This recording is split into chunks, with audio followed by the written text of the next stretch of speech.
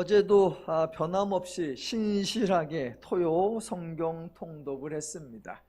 어제는 이제 마태, 마가, 누가, 요한복음을 읽었고요. 통독이 끝나면 참석하신 분들이 함께 점심 식사를 하는데 어제는 개인 일정들이 있으셔서 각자 가시고 저와 박명용 목사님 둘이 남아서 식사를 하게 되었습니다. 박명용 목사님의 휠체어가 들어가야 하니까 교회에 식당 몇 개를 정해놓고 매주마다 돌아가면서 식사를 하는데 어제는 중식을 할 차례여가지고 중국성이라는 식당에 가자고 했습니다. 평상시는 제가 결정하는 대로 잘 따라오던 박 목사님이 어제는 가다 말고 불쑥 목사님 오늘은 다른 것을 좀 먹지요. 중국집 말고 용가마 식당에 가서 순댓국을 먹으면 안 되겠습니까? 이렇게 물어요. 뭐 어려운 일도 아니기에 그럽시다. 그래서 메뉴를 바꾸고 용가마 식당으로 갔어요. 식당으로 들어가니까 다른 장애인 두 분이 휠체어를 타고 식사 중이어서 또 다른 휠체어가 들어가니까 막 서로 의자를 비키고 식당 테이블을 비키고 막 이렇게 해가지고 겨우겨우 들어가서 자리를 잡았습니다. 먼저 계시던 두 분의 장애인분 중에 한 분이 박 목사님을 알아보고 서로 인사를 나누고 각자의 테이블에 앉아서 각자의 식사를 잘 했고 먼저 와서 먼저 식사하던 그 팀이 먼저 식사를 마치고 계산을 하고 나가는데 식당 여주인께서 저희에게 하는 말이 저 팀이 우리 식사비까지 다 계산을 해주셨습니다 라고 알려주셨어요. 졸지에 공짜 식사를 한 겁니다. 그래서 나가시는 분들에게 감사하다라고 인사를 하고 그분들이 가시고 나서 제가 박 목사님에게 한마디 했습니다. 아니, 박 목사님이 저에게 한마디를 했어요. 목사님, 오늘 메뉴 변경 잘했죠? 식당을 바꿔오기를 잘했죠? 예. 그래서 제가 덩달아 한마디 했죠. 오, 촉이 있는데 아주 잘했어. 그랬어요. 그랬더니 박 목사님 가라사대 목사님 그런 건 촉이라고 안 그러고요. 전문용어로 영성이라고 해요. 함께 웃었습니다. 예. 어제는 귀인이 밥값을 내주었다는 기쁜 소식을 들은 날이었습니다. 그저께 금요일에도 저 개인적으로 좀 기쁜 일이 있었습니다. 요즘 수요 성경 공부에 루터가 1517년 10월 31일에 비텐베르크 대성당 문에 게시했다라고 하는 95개 논제에 대해서 공부를 하고 있습니다. 루터가 그 논제를 써붙이고 함께 토론을 하자라고 하니까 여기저기에서 토론도 하고 비판하는 글도 쏟아져서 자기의 의도가 잘 설명이 되지 않는 것 같으니까 그 다음 해인 1518년 4월 달에 95개조 논제에 대한 해설이라는 논문을 씁니다. 95개조, 흔히 우리는 이제 95개조 반박문이라고 하죠. 그 자료는 저도 가지고 있어요. 루터가 직접 쓴 라틴어 자료도 가지고 있고 영어로 된 영어 자료도 가지고 있고 우리말로 번역된 자료도 가지고 있어요. 이렇게 읽어보면 아, 루터가 이렇게 비난을 했고 이렇게 대안을 했구나 이해가 되기도 하는데 또 어느 부분들은 왜 이런 말을 했고 이게 과연 무슨 의도일까라고 좀 파악을 하기가 힘든 구절도 있어요. 이걸 좀 설명해 놓은 자료가 없나라고 해서 알아보니까 루터가 그 다음 해에 그 논제를 해설을 써놓은 게 있더라고요. 그래서 이제 그 자료를 찾아서 구입을 하려고 여기저기 검색을 해보니까 그 논제 해설서가 별도의 책으로 단권으로 출판된 적이 없어요. 이래저래 찾아보니까 우리나라에 루터의 저작들을 다 모아놓은 루터 선집이 한 12권 정도 있는데 그 중에 제5권에 제가 원하는 95개조 논제 해설이 그 책에 포함되어 있어요. 그러면 그 책을 좀 구하면 되겠다라고 검색을 해보니까 그 책이 1981년도인가 출판이 되었는데 이미 절판이 되고 뭐 여기저기 중고 서적을 뒤져봐도 하나도 재고가 없어요. 그래서 그러면 신학적 자료니까 신학교, 대학교나 이런 데는 있지 않을까? 침신대 도서관 검색해 보니까 없어요. 한남대 도서관 검색해 보니까 없어요. 대전신대 도서관 검색해 보니까 없어요. 모건대 도서관 검색해 보니까 그 책이 2권이 있다고 그래요. 그래가지고 금요일 날에 말쑥하게 차려입고 갔어요. 요새는 공공기관들이 좀 쉽게 들어가지 못하잖아요. 들어갈 때부터 카드가 있어야 되고 뭐 대출을 받으려면 증이 있어야 되고, 저는 그런 게 하나도 없으니까 아니나 다를까 건물은 들어가는데 내부 서고를 못 들어가요. 그러길래 직원들이 있는 곳으로 갔죠. 아주 정중한 태도로 침례교 목사인데 이런저런 자료를 좀 구하러 왔다. 그랬더니 저쪽으로 가래. 거기 문이 안 열려서 못 간다. 그랬더니 자기가 문 열어주고 저를 도서관 사서에게 안내해 주어서 다시 사서에게 이런저런 설명을 쭉 했더니 공사 중이라 대출이 안 됩니다. 그래서 대출은 안 해줘도 된다. 그 책을 잠깐 볼 수 있게만 해달라. 그랬더니 직원이 직접 서고에 가서 책을 찾아서 저에게 보내줬어요. 그래서 제가 그걸 가지고 도서관 근처에 있는 복사에 가서 일일이 다 복사를 한 100페이지가량 해가지고 무사하게 제가 원하는 자료를 획득하게 되었습니다. 모건대에 제가 원하는 자료가 있다라는 기쁜 소식, 그 자료를 손에 넣었다라는 기쁜 일이 있었습니다. 물론 기독교가 전하는 복음은 아니었지만 어쨌든 기쁜 소식, 기쁜 일이었습니다. 우리 기독교가 전하는 내용을 복음, 기쁜 소식이라고 한다고 했습니다. 기독교가 전하는 내용을 복음이라고 하는 것은 기독교의 내용 중에 일정 부분 기쁜 소식이 포함되어 있다, 그런 의미가 아니에요. 기독교의 소식이 비록 중간에 나쁜 소식도 있고 비록 중간에 무서운 소식도 있지만 어쨌거나 최종적으로는 기쁜 소식으로 마무리된다, 즉 해피엔딩이다 라는 의미도 아닙니다. 기독교의 복음은 처음부터 복음이고 중간에도 복음이고 결론도 복음이고 전체가 복음이다라는 겁니다. 그래서 복음을 전하는 사람은 처음부터 끝까지 일관되게 기쁜 소식을 전해 주어야 하고, 복음을 설교하는 사람도 언제나 기쁜 소식을 선포해야 합니다. 그래서 설교를 들은 사람이, 복음을 들은 사람이 불안해하거나 불편해하거나 두려워한다면 기쁜 소식을 전한 게 아니고 복음을 잘못 전한 것이 됩니다. 복음을 가장 잘 전한 사람, 복음을 가장 잘 설교한 사람의 대표가 바로 예수님이시죠. 예수님은 사역하는 내내 기쁜 소식을 전하고 기쁜 사역을 행하셨습니다. 물론 예수님의 설교를 들은 사람 중에 기분 나빠하고 화를 내고, 그래서 예수님을 동네에서 쫓아내고 결국에는 예수를 죽이는 일까지 발생했었지요. 그것은 예수가 나쁜 소식을 선포하거나 재수없는 사역을 하셨기 때문이 아닙니다. 그 사람들이 알고 있는 것과 다른 내용이었고, 그 사람들이 기대하고 있는 것과 다른 사역이었기 때문입니다. 그 사람들이 잘못 알고 있었으면서 기쁜 소식을 받아들이지 않았기 때문이고, 그 사람이 기대한 것보다 더 좋고 더 귀한 것을 주었는데 그 사람이 그 가치와 의미를 이해하지 못했기 때문입니다. 결코 예수님이 복음이 아닌 내용, 기쁜 소식 대신에 나쁜 소식이 포함되어 있었던 것이 아닙니다. 기독교의 복음은 창세기 1장부터 계시록 22장까지 성경 전체의 모든 곳에서 기쁜 소식입니다.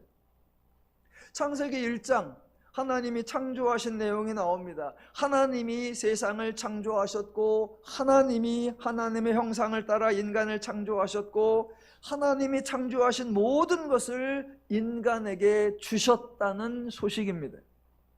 나쁜 소식, 슬픈 소식, 우울한 소식, 두려운 소식이 있습니까? 아니, 우리가 창조하지 않고 하나님이 창조하신 것이 기분 나쁩니까? 인간을 지을 때 그냥 대충 후구려 뭉뚱그려 창조하지 굳이 하나님의 형상을 따라 고귀하고 존귀하게 창조한 것이 불쾌하십니까?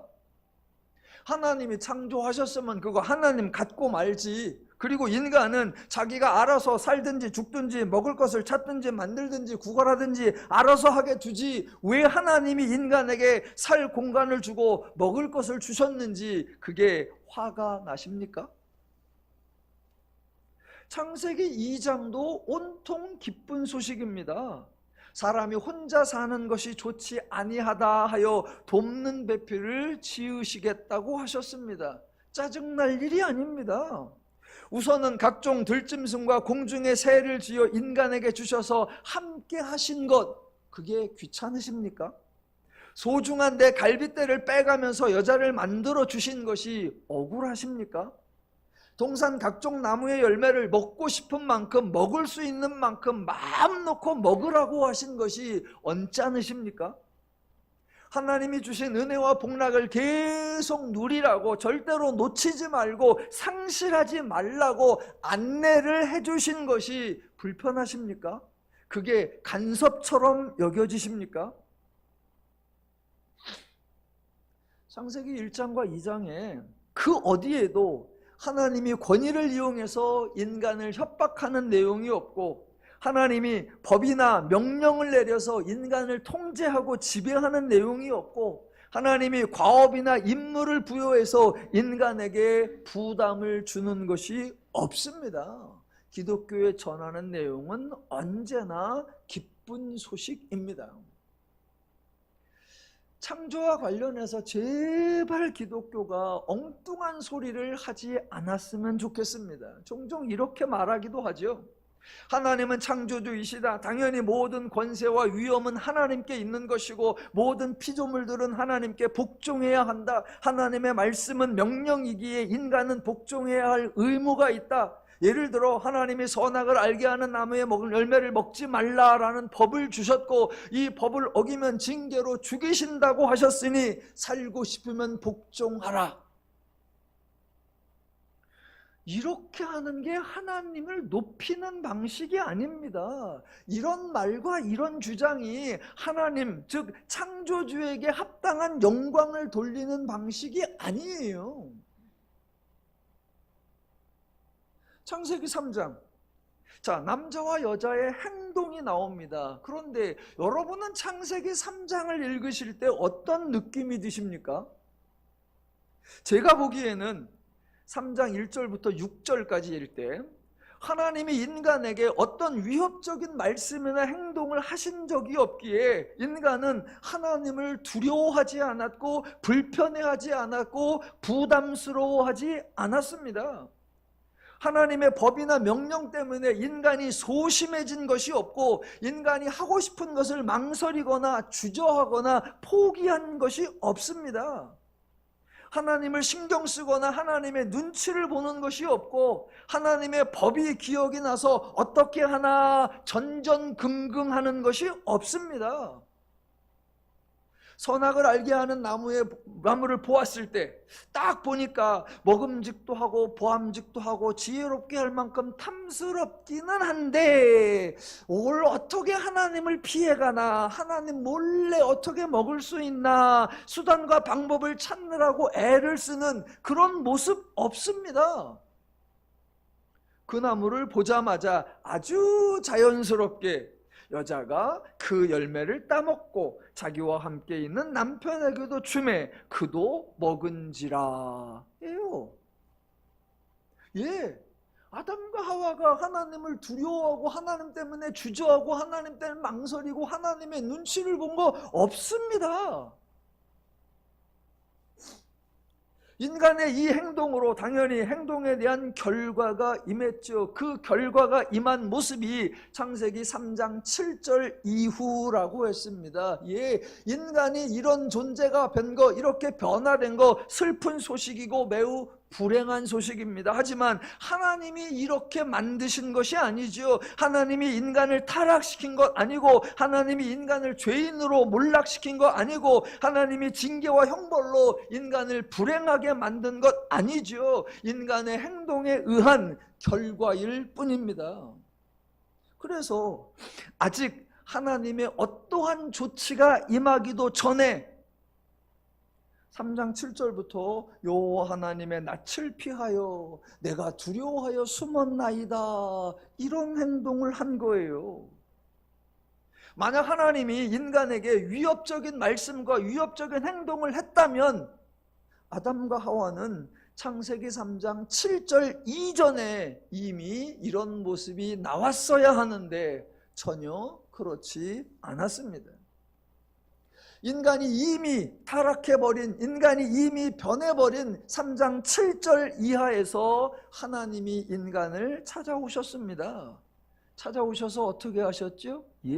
당연히 하나님이 불같이 화를 내지 않으셨고, 진노하지 않으셨고, 노발대발하지 않으셨고, 길길이 뛰지 않으셨습니다. 왜요? 이미 인간은 행동에 대한 결과를 당했기 때문입니다.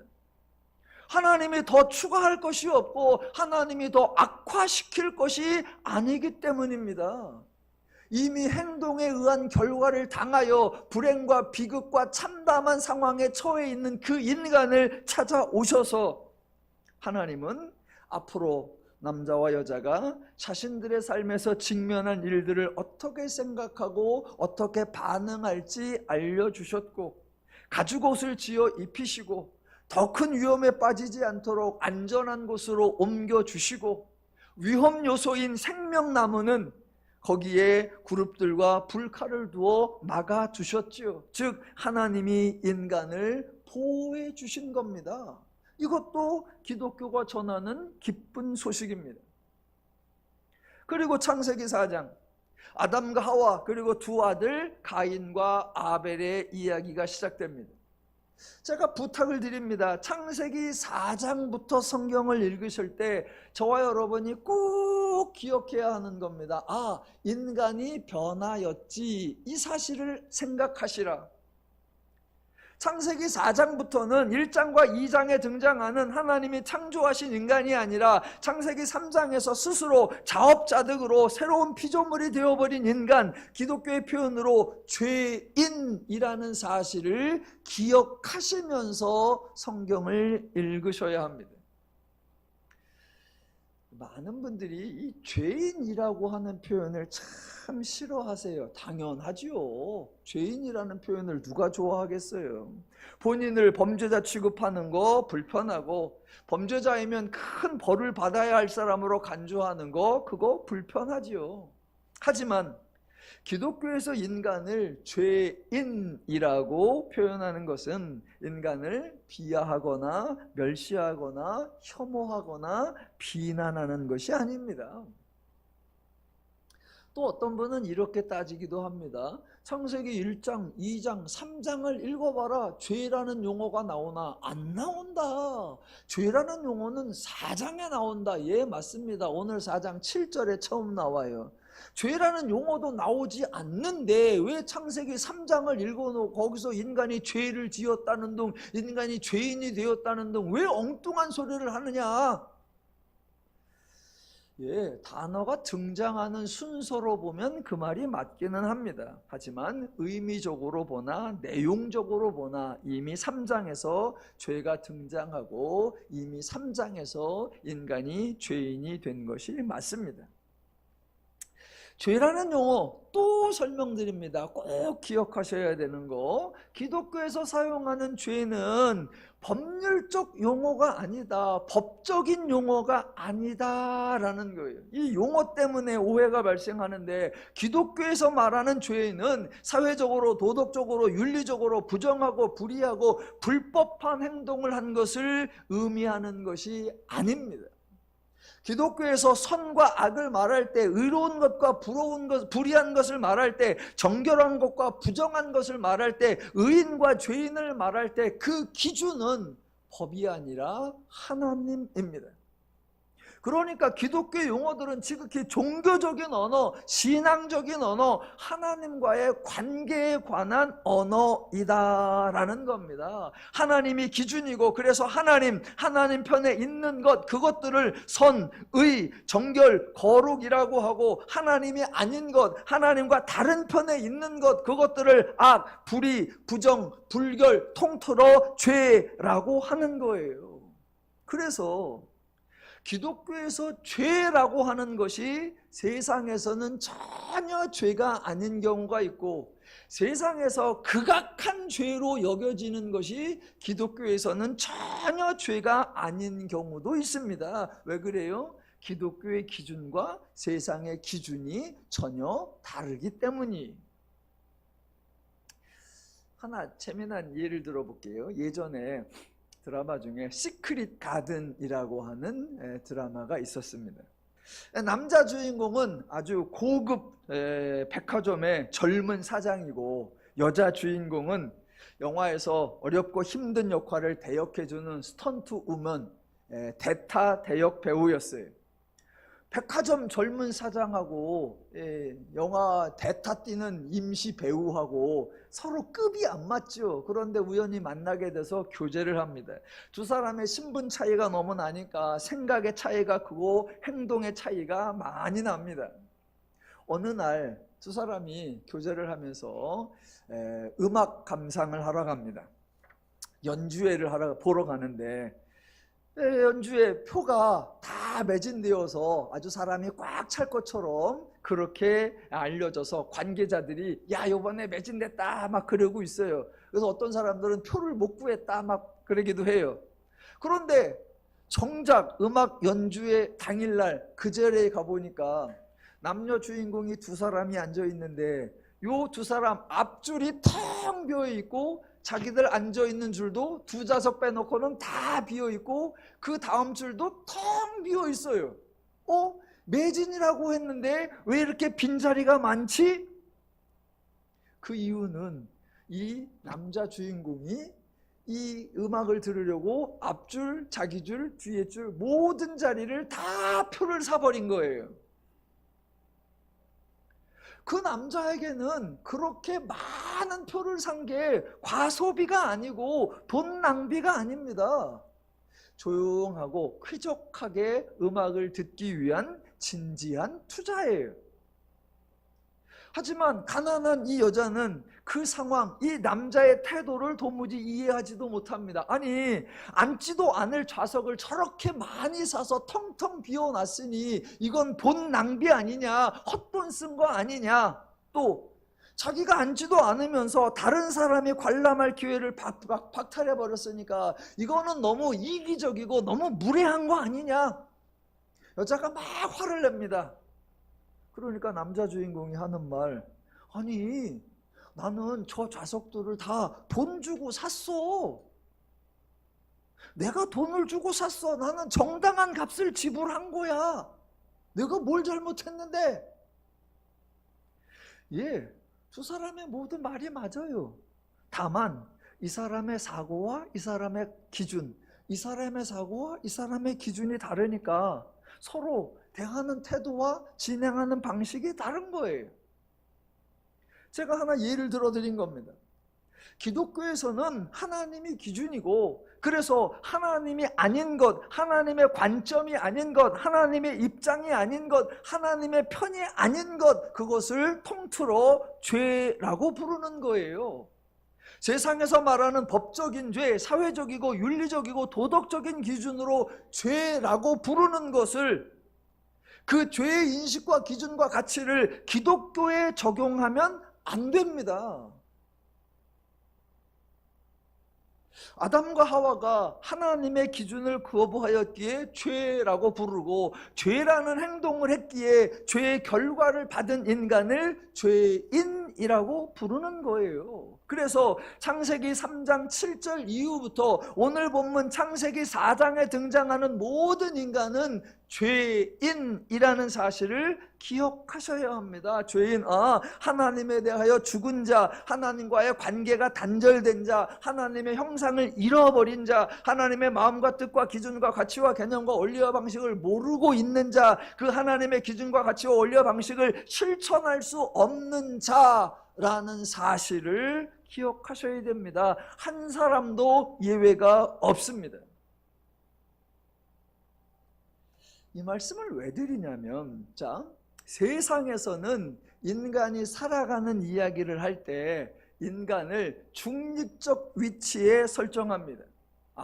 이 사람은 선인이 아니고 악인이 아니고, 이 사람은 의인이 아니고 죄인이 아니고, 이 사람은 그냥 인간입니다. 이 중립적 상태에서 인간의 행동에 따라 선한 행동을 하면 선한 사람이라고 하며 상을 주고, 악한 행동을 하면 악한 사람이라고 하며 벌을 주는 거예요. 그래서 세상에서 또는 타종교에서는 모든 것이 인간의 행동에 의하여 결정되는 것이고, 만약 신이 있다면 그저 인간의 행동에 합당한 상이나 벌을 내리는 것뿐입니다. 그러니 세상이나 타종교에는 은혜라는 개념이 존재하지 않는 거예요. 그런데 기독교는 달라요. 기독교는 창세기 3장 이후부터 인간을 뭐라고 선언한다? 죄인. 중립이 아니라 죄인, 죄에 사로잡힌 자, 오직 죄만 알고 오직 죄만 행할 수 있는 자입니다. 그런 죄인이 죄를 지으면 그것은 죄인다운 거예요.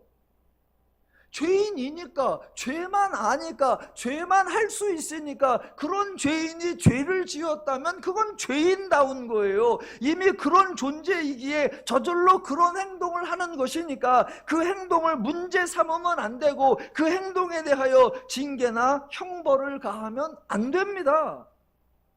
그래서 하나님은 죄인이 죄를 지으면 화를 내는 것이 아니라 불쌍히 여기시고, 죄인에게 벌을 내리는 것이 아니라 은혜를 주시는 거예요.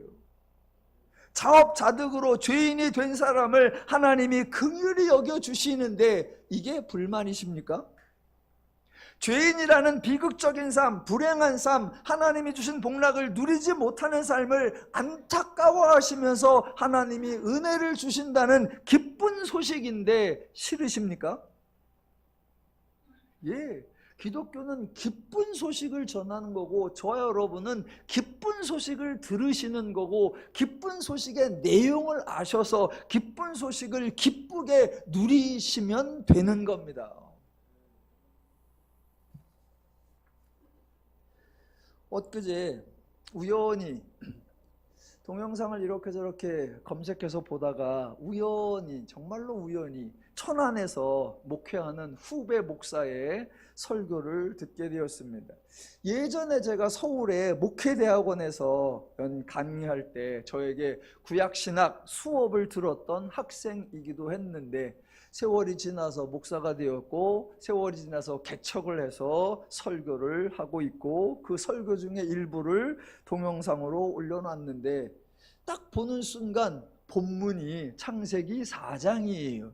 그러길래 나도 이번 주에 저걸 설교해야 되는데 뭐라고 설교했나 들어보자 라고 해서 제가 들어보았습니다. 기본은 이거죠. 가인과 아벨이 있었는데 두 사람이 각각 제물을 드렸는데 하나님이 아벨의 것은 받았고 가인의 것은 받지 않았다. 그 다음에 왜 그랬을까? 그 이유를 설명하더라고요. 그래서 제가 이렇게 들었죠. 한 5분쯤 듣다가 아멘을 해야 되는데 아멘을 하지 않고 확 꺼버렸어요. 자, 너무나 터무니없는 설교를 해서 제가 중간에 꺼버렸어요.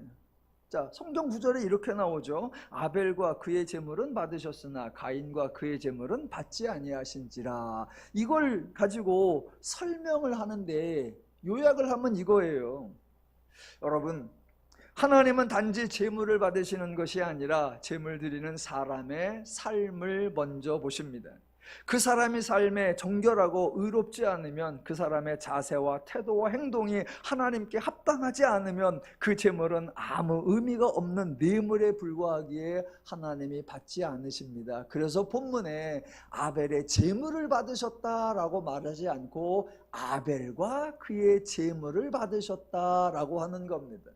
그와 같이 아벨이 거룩하고 성결하게 살았다는 것이고, 가인과 그의 제물은 받지 않으셨다라고 하니 가인의 제물의 문제가 아니라 가인의 삶이 하나님 앞에 부정했다라는 겁니다. 하나님은 제물보다 그 사람의 삶을 먼저 더 소중하게 여기십니다.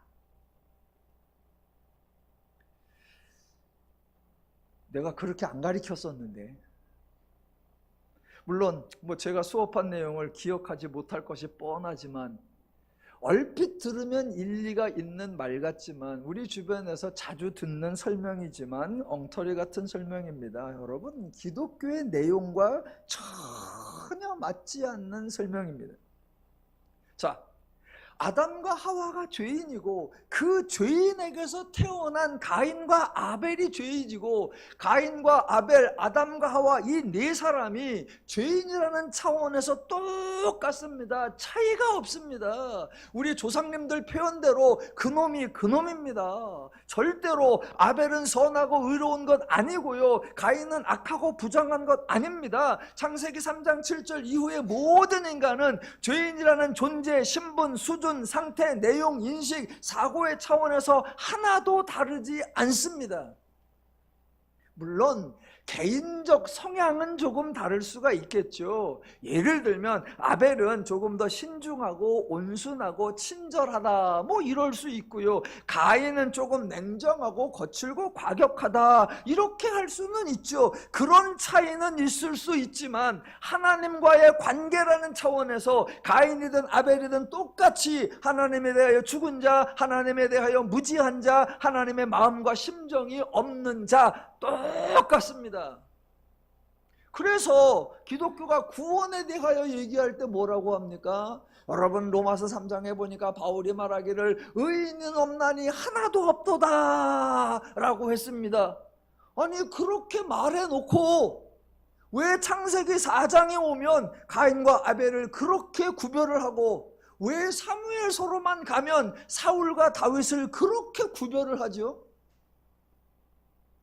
도대체 가인은 악하고 아벨은 선하고, 사울은 하나님 마음에 합하지 않고 다윗은 하나님에 합하고, 이런 설명을 누가 시작을 했을까요? 인문학을 연구하고 인문학을 강의하는 인문학자들이 하는 아주 유명한 말이 있습니다. 오늘날의 철학은 모두 플라톤이 말한 내용을 해설하는 것이고, 오늘날의 신학은 모두 어거스틴이 말한 내용을 해설하는 것일 뿐이다. 예, 플라톤의 영향과 어거스틴의 영향이 그만큼 크다라는 거겠죠. 오늘날의 철학은 플라톤의 말한 내용을 해설하는 것일 뿐이고, 오늘날의 신학은 어거스틴이 말한 내용을 해설하는 것뿐이다. 제가 철학에 대해서는 말할 수준이 안 되니까 말하지 않고요, 대신 신학에 대해서는 그 말이 일리가 있는 것 같습니다. 고대의 유명한 신학자 어거스틴, 대략 한 350년대 전후에 살았던 사람인데, 그 어거스틴이라는 사람이 아주 유명한 책을 썼어요. 하나님의 도성 또는 신의 도성이라고 하는 책인데, 그 책에 어거스틴이 이런 말을 합니다. 나는 인류를 두 부분으로 분류한다. 하나는 인간의 기준으로 살아가는 사람들로 구성된 부분이며, 다른 하나는 하나님의 뜻에 따라 살아가는 사람들로 구성된 부분이다.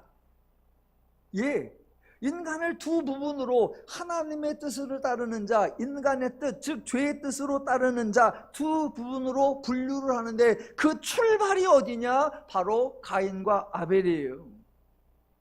어거스틴이 그렇게 말한 이후부터 모든 신학자들이 가인과 가인의 후손과 가인의 계열은 죄의 자손들이다 라고 말하고, 아벨이 죽은 후에 그 다음에 낳은 사람이 셋이잖아요. 그래서 셋의 후손, 셋의 계열은 하나님의 자손들이다 라고 말합니다. 마치 어거스틴이 진리를 선언한 것처럼 모두 어거스틴의 분류를 수용하고, 감히 어거스틴이 주장한 내용과 다른 말을 할 업류를 내지 못하고 어거스틴의 앵무새 노릇을 하고 있습니다. 저와 여러분은 큰 교회도 아니고 유명한 목사도 아니고 제 동영상을 많은 사람이 보고 따질 것도 아니니까 저와 여러분은 용기를 내어서 말해 보겠습니다. 여러분, 어거스틴이 말한 거 틀렸어요. 아니, 너 따위가 감히 그 신학자 어거스틴의 말을 틀렸다고 하냐? 예, 해도 됩니다. 어거스틴 틀렸습니다. 여러분, 가인과 아벨은 다를 바가 없습니다. 가인은 죄의 자손이고 아벨과 셋은 하나님의 자손 아닙니다. 둘 다 죄인이고 둘 다 죄의 종이고 둘 다 땅에서 난 자입니다. 어거스틴 틀렸고요. 우리 조상님 말들이 맞아요. 그놈이 그놈이고 콩 심은데 콩 난다. 예, 죄인에게서 죄인 난다. 아담과 하와가 죄인이고 그 아들 가인과 아벨 셋 다 죄인이고 다를 바가 없습니다. 그런데 가인과 아벨의 행동, 그것을 받아주셨냐 받아주시지 않았느냐에 따라 가인과 아벨을 자꾸 분류하려고 하는 이 헛된 노력, 사람들이 터무니없이 주장하지는 않죠. 가인과 아벨을 구분하려고 하는 사람들이 가장 믿을 만한 근거로 제시하는 게 히브리서 11장 4절이죠.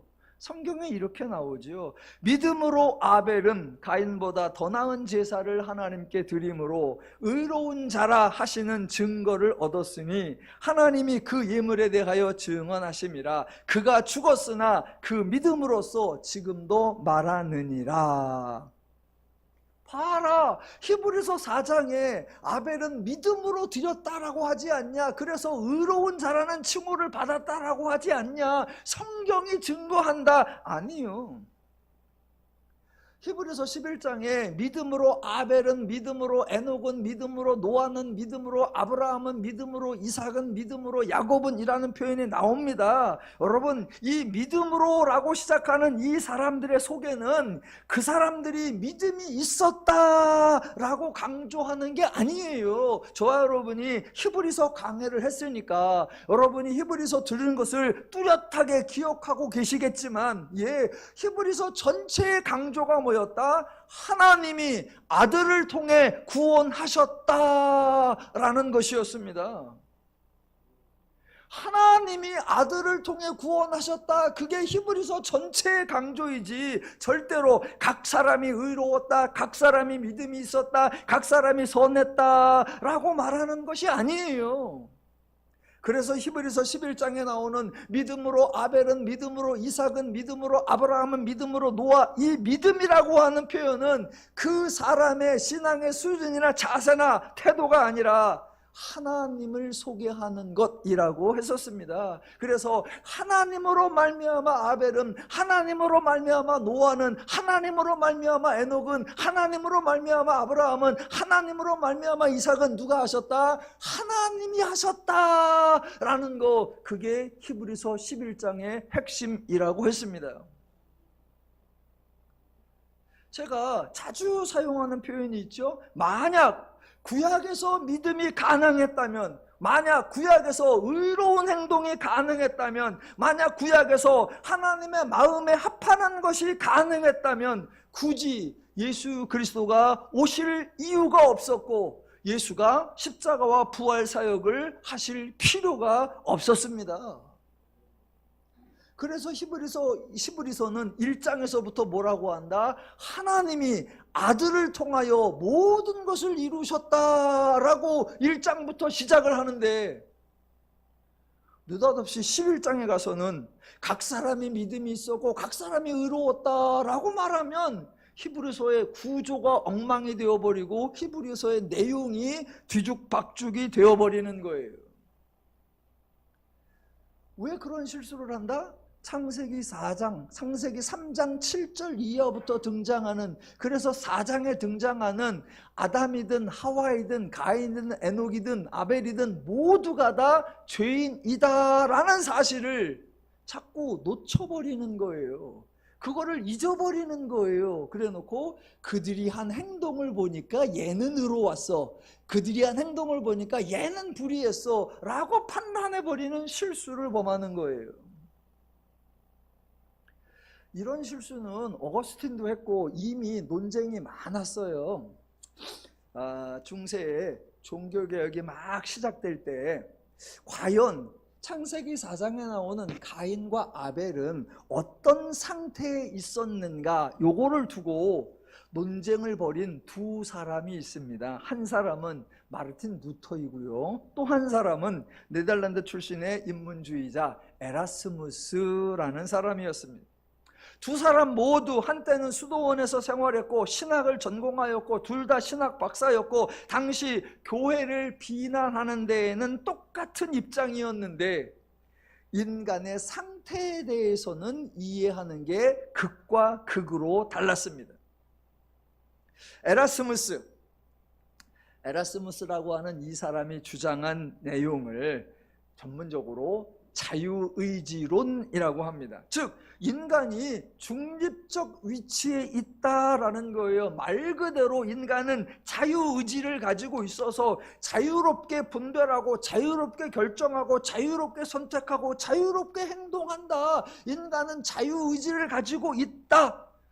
전형적인 세상 사람들이 주장하는 내용입니다. 이에 반하여 루터가 주장한 내용을 신학적 용어로 노예의지론이라고 합니다. 즉 인간이 죄인이 되어 있기에, 죄의 종이기에, 죄만 알고 있기에 죄의 의지만 갖고 있어서 죄적으로 생각하고 죄적으로 판단하고 죄적으로 결정하고 죄적으로 행동한다라는 거예요. 여러분, 자유의지론과 노예의지론 어느 것이 마음에 드십니까? 일단 표현이, 에라스무스는 자유의지론이라고 하니까 인간의 자유를 매우 존중해 주는 것 같고, 루터는 노예의지론이라고 하니까 인간의 자유를 인정하지 않고 마치 종처럼 노예처럼 오직 굴복만 해야 하는 존재로 비하하는 것처럼 생각된다면 그건 오해입니다. 여러분, 노예의지론이라고 해서 저와 여러분 모든 인간이 일상생활에서 살아가는데 자유의지를 부정하거나 방해하는 거 아닙니다. 루터가 말하는, 그래서 기독교가 강조하는 노예의지론도 우리가 살아가는 일상에서 인간의 자유의지를 100% 인정합니다. 다 인정해요. 그래서 여러분이 하고 싶은 거 마음껏 하셔도 됩니다. 여러분의 의지 꺾지 않으셔도 되고요, 바라는 것이나 원하는 것 포기하지 않아도 됩니다. 제가 부탁드리기는 하나님 때문에 손해보지 마시고 하나님을 위해 희생하지 마시고 하나님으로 말미암아 피해를 당하지 마시기 바랍니다. 루터가 말하고 기독교가 강조하는 노예의지로는 인간의 의지를 꺾는 게 아니에요. 일상에서 모든 자유의지 다 사용하라는 거예요. 대신 딱 하나, 하나님과의 관계에서는 이제 죄인이기에, 죄의 의지를 따를 뿐이기에 죄인이 하나님을 선택할 수 없다라는 거예요. 그래서 너는 죄인이야, 하나님을 선택할 수 없어 라고 루터나 기독교가 죄인을 몰아붙이는 게 아니라, 죄인이 그러지 못하기에 예수님이 그리스도로 강림하고 예수님이 십자가와 부활 사역을 행하심으로 인간에게 은혜를 베풀어 주신다라고 하는 거예요. 그래서 기독교의 내용이 복음이에요. 자유의지로는 인간의 자유를 마냥 허락하고 노예의지로는 인간의 의지를 확 꺾어버리는 거 아니에요. 자유의지로는 자유인 것 같은데 죄적인 마음을 해결할 방법이 없어요. 노예의지로는 인간의 의지를 마음 놓고 사용하는데 궁극적인 면에서 할 수 없는 것을 하나님이 은혜로 해결해 주신다는 거예요. 만약 아벨은 선하고 의롭게 살았기에 먼저 아벨의 삶을 인정하셨고 그래서 아벨과 그의 제물을 받아주셨다라고 설명한다면 그것은 에라스무스의 계열에 서는 것이고, 만약 그렇다면 예수가 필요 없다라는 주장이 되어버립니다. 물론 많은 설교자들이 그때그때 다 달라요. 로마서 3장을 설명할 때는 여러분 바울이 그랬고요, 시편 기자도 말했는데 의인은 없나니 하나도 없다고 그랬습니다. 우리 모두는 다 죄인입니다 이래놓고 창세기 3장에 와서는 여러분 가인은 악한 자였고요, 아벨은 선하고 의로운 자였습니다. 어떻게 그게 가능해요? 하나님이 아벨을 왜 받아주셨다고요? 그의 평상시 삶이 하나님 보시기에 합당했다는 거고요. 레위기에 보니까 예물은 첫 소산을 드리라라고 했는데 아벨은 그렇게 믿음으로 좋은 예물을 드렸고요. 그래서 하나님이 히브리서에서 아벨은 믿음으로 드렸다라고 인정하는 거예요. 그런 분은 로마서 3장을 설교를 못해요.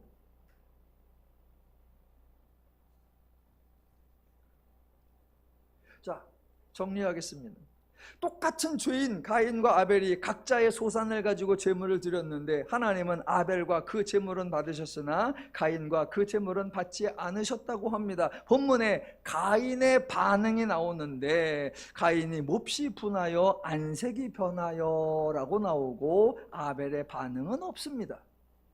그렇게 가인이 몹시 분하여 하고 안색이 변하니까 하나님이 가인을 찾아오셔서 대화를 하시는데 하시는 말씀이 네가 분하여 하면 어찌 됨이며 안색이 변하면 어찌 됨이냐, 네가 선을 행하면 어찌 낯을 들지 못하겠느냐, 선을 행하지 아니하면 죄가 문 앞에 엎드려 있느니라 라고 하십니다. 여러분, 이 말씀은 하나님이 가인을 책망하는 거 아니고요, 꾸중하는 거 아니고요, 질책하는 거 아니고요, 추궁하는 거 아닙니다. 하나님이 신문하는 거 아니에요. 하나님이 가인의 상황이나 가인의 심정을 몰라서 알아보려고, 가인의 대답을 들여보려고 질문하는 거 아닙니다. 가인에게 너 한번 변명할 수 있으면 해보라 라고 요구하는 거 아니에요. 창세기 3장에서 아담과 하와가 하나님을 두려워하여 숨은 것을 보았을 때 하나님이 찾아오셔서 아담아 내가 어찌하여 이랬느냐, 여자야 내가 어찌하였냐 이렇게 물어봤죠. 그거 신문이나 추궁이 아니었어요. 하나님이 그렇게 두려워하여 숨어있는 아담과 하와를 보시고 하나님이 뭐 하신 거다? 안타까운 거예요. 속상한 거예요. 민망한 거예요. 야, 너는 나를 즐거워해야지, 너는 나를 행복해야지, 너는 내가 준 동산에서 마냥 뛰놀고 좋아야지. 그런데 왜 두려워하고 왜 숨어 있느냐? 아이고 내가 원한 게 저 모습이 아닌데, 내가 기대하는 게 저 모습이 아닌데, 하나님이 속상해하는 모습이에요. 똑같이 지금 가인에게 하는 거예요. 이미 가인은 죄의 반응이 나타났어요. 분노하여 이미 죄의 태도가 나타났어요. 안색이 변하여. 그걸 보시고 하나님이 속상해하는 거예요. 왜 화를 내고 왜 분노하고 왜 안색이 변하고, 내가 너에게 기대하고 내가 너희에게 바라는 게 그 모습이 아닌데.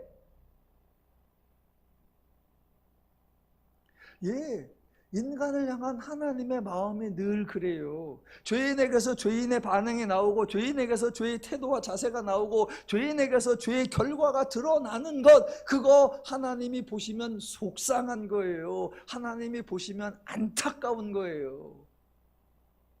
그래서 그걸 어찌하여 안색이 변하며 어찌하여 화를 내느냐라고 표현되어 있는 거예요. 본문의 핵심은 절대로 아벨과 가인의 행동이 아닙니다. 그래서 아벨의 행동에 대해 하나님이 특별히 주는 상이 없습니다. 그래서 가인의 행동에 대해 하나님이 특별히 주는 벌이 없습니다. 애초에 하나님이 제물을 요구한 적이 없으며, 누가 어떤 제물을 드리는지 하나님이 두 사람을 시험한 것이 아니고, 하나님이 제물이 필요한 것도 아니고, 하나님이 가인이나 아벨의 도움이 필요한 것도 아닙니다. 두 사람의 행동이 강조가 아니에요. 하나님의 아벨과 그의 제사를 받으셨다고 합니다. 그래서 하나님에게 무슨 도움이 되는 게 있습니까? 갑자기 하나님이 제물을 받아서 부유해졌습니까? 하나님의 존귀와 영광이 더 크고 많아졌습니까? 아벨을 받아주심으로 하나님이 하셔야 하는 수고가 줄어들었습니까? 아니요, 전혀 없습니다. 신앙생활의 기본 패턴 다시 한번 설명할게요. 신실하다고 하는 성도님들이, 열심을 낸다고 하는, 충성한다고 하는 성도님들이 가지고 있는 가장 큰 착각과 오해가 있습니다. 그게 뭐냐? 본인들이 하나님에게 큰 도움이 된다고 생각하는 것, 본인들로 인해 하나님이 유익을 얻을 수 있다고 생각하는 것, 본인들의 헌신과 충성으로 하나님이 편해질 수 있다고 생각하는 것, 본인들이 무슨 능력을 개발하고 본인들이 뭔가 잘 준비하면 하나님이 마음 놓고 쓰실 수 있는 좋은 도구가 될 수 있다고 생각하는 것, 그게 착각이고 오해고 엄청난 교만입니다.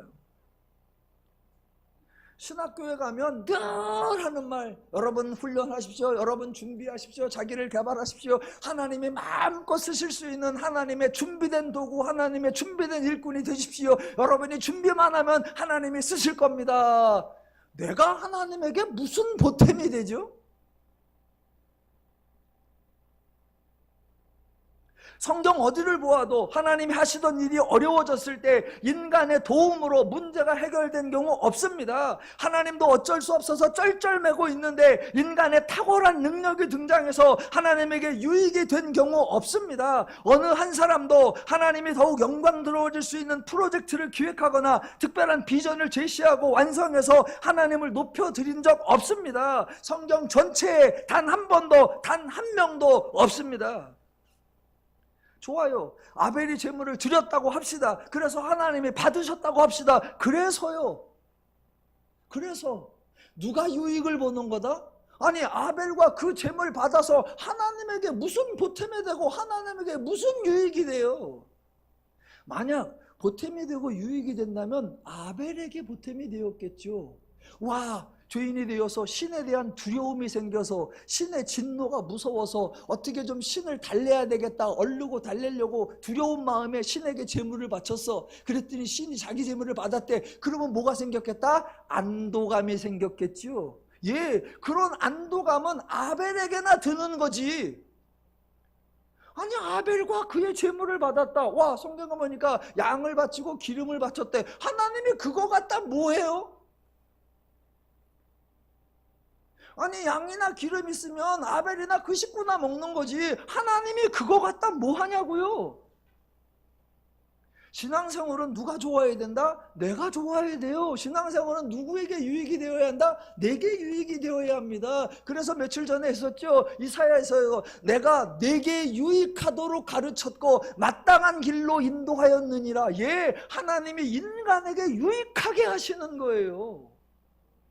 기독교에서는 어려웠던 일, 힘들었던 일, 고난받던 일, 좁은 길 갔던 일, 그걸 간증이라고 하는 게 아니에요. 기독교는 하나님 때문에 즐거웠고 하나님 때문에 신났고 하나님의 혜택을 받고 하나님의 덕을 본 거, 그거를 자랑하는 거예요.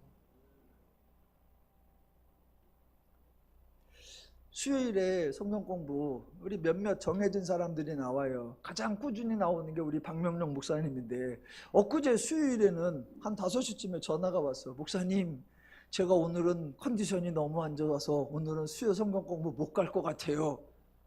그러길래 제가 한마디 했죠. 비바람이 불어도 간다며? 눈보라가 몰아쳐도 간다며? 왜 안 와?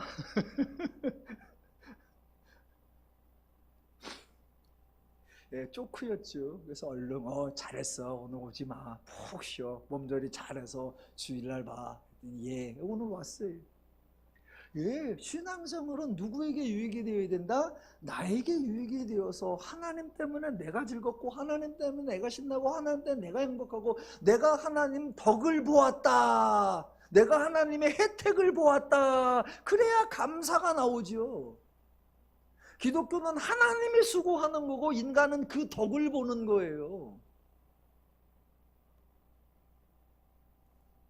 하나님이 가인에게 부탁하는 걸, 요거 마지막입니다. 7절에 이렇게 나오죠. 죄가 너를 원하나 너는 죄를 다스릴지니라. 예, 하나님이 죄의 속성을 알려주어요. 죄가 너를 원하나. 예, 죄는 주인 노릇을 하려고 합니다. 죄는 상대방을 지배하고 통제하고 간섭하고 조롱하려고 합니다. 그게 죄가 너를 원하나예요. 그런 죄에 대하여 하나님이 부탁하는 거, 너는 죄를 다스릴지니라. 예, 이거는 명령이 아닙니다. 하나님의 기대예요. 죄를 다스릴지니라 라고 명령했으니까 이 명령에 복종하지 않으면, 이 명령대로 행하지 않으면 하나님이 또 심판하고 지기하고 형벌을 내리느냐? 아니요. 그래서 인간을 허구한 날 하나님의 벌을 받아야 하느냐? 아니요. 하나님의 눈치를 보아야 하느냐? 아니요. 하나님은 인간에게 명령하시는 분이 아닙니다. 그러니까 너는 죄를 다스릴지니라 결코 명령이 아니에요. 물론 하나님은 죄인이 죄를 이길 수 없다는 거, 죄인이 죄를 다스릴 수 없다는 거 알고 계십니다. 그래서 지금 하나님이 너는 죄를 다스릴지니라, 혹시 가인이 죄를 이길 수 있지는 않을까? 혹시 어쩌다라도 죄를 다스릴 수 있지 않을까? 그런 막연한 기대, 헛된 기대를 하시는 게 아닙니다. 지금 죄가 너를 원하나 너는 죄를 다스릴지니라, 이 표현은 하나님이 속상해 하시는 마음을 드러내는 거예요. 죄가 너를 지배하고 죄가 너를 조종하고 죄가 너를 통제하려고 하는데 너는 그 죄와 맞서야 하고 너는 그 죄와 싸워서 네가 죄를 다스려야 할 텐데 쯧쯧쯧.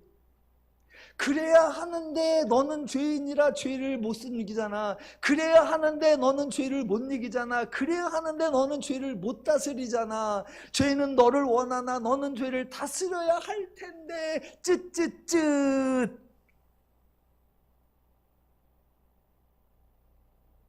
실제로 앞으로 보겠습니다만 가인부터 시작해서 복음서까지 죄인 중에 어느 누구도 죄를 다스리는 사람 없습니다. 그래서 지금 너는 죄를 다스릴지니라 명령하는 게 아니고 너는 죄를 다스려야 할 텐데 쯧쯧쯧 너는 하지 못할 거야. 그래서 내가 개입을 할게. 네가 할 수 없으니까, 너는 그 죄의 결과를 당할 수밖에 없으니까 내가 예수를 그리스도로 보낼 것이고 그 예수로 하여금 십자가와 부활 사역을 행하게 할 것이고, 그래서 예수가 죄를 다스리고 예수가 죄의 권세를 꺾고 예수가 죄를 이기고, 그래서 예수로 말미암아 너를 죄로부터 구원하여 네가 자유와 평화와 안식과 행복을 누릴 수 있도록 만들어 내고야 말겠다라는 하나님의 선포요, 하나님의 선언이요, 하나님의 약속이요, 하나님의 맹세이십니다. 예, 이 소식을 뭐라고 한다? 기쁜 소식. 이 맹세를 이루기 위하여 예수가 사역을 한 거고, 그 예수의 은혜로 저와 여러분이 구원받아 성도가 되었죠. 그래서 이제 저와 여러분은 누구다? 예, 하나님을 아는 자가 되었고 하나님의 마음과 심정과 원리를 가지고 죄의 마음과 심정을 다스릴 수 있는 자가 되었지요. 그래서 하나님의 마음과 원리와 방식과 기준과 가치와 능력으로 행하셔서 하나님의 은혜와 복락을 풍성히 누릴 수 있는 자가 됐잖아요. 2026년도에 구원받은 더누림의 성도 여러분은 하나님의 마음으로 죄를 다스리셔서 하나님이 주신 은혜와 복락을 항상 범사에 풍성히 누리며 사시기를 주님의 이름으로 축원합니다. 기도하겠습니다.